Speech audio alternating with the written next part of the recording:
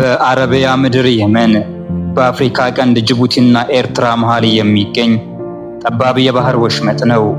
ስፋቱ በሰፊው ቦታ 26 ኪሎ ሜትር ብቻ ሲሆን በጥንት ዘመን ማዕበሉና በባህሩ ውስጥ የተሸሸጉት አለቶች ስፍር ቁጥር የሌላቸውን መርከቦች እየዋጡ የሰዎችን እንባ ስላፈሰሱ በአረበኛ ቃል ባብኤል ማንደብ የእንባ በር ተብሎ ተጠራ። ዛሬ ግን የሚፈሰው እንባ ሳይሆን የዓለማችን የንግድና የነዳጅ ሀብት ነው።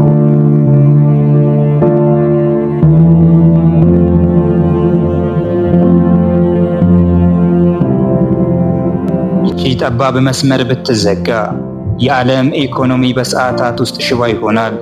ከአረብ ሀገራት ተነስቶ ወደ አውሮፓና አሜሪካ የሚሄደው በሚሊዮን የሚቆጠር በርሜል ነዳጅና ግዙፍ የንግድ መርከቦች በዚህ ወሳኝ በር ነው።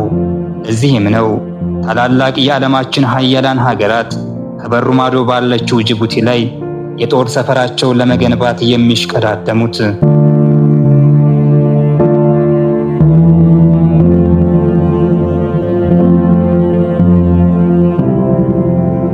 ዛሬም ቢሆን ባብኤል ማንደብ ስሙን አልቀየረም።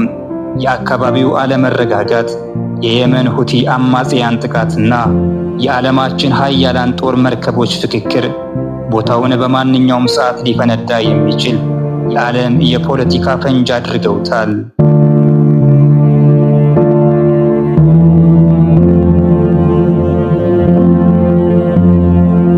የስዊዝ ቦይ መግቢያ፣ የህንድ ውቅያኖስ መውጫ የሆነው ባብኤል ማንደብ ለዓለም ሰላምና ንግድ ወሳኙን ቁልፍ ጨብጧል።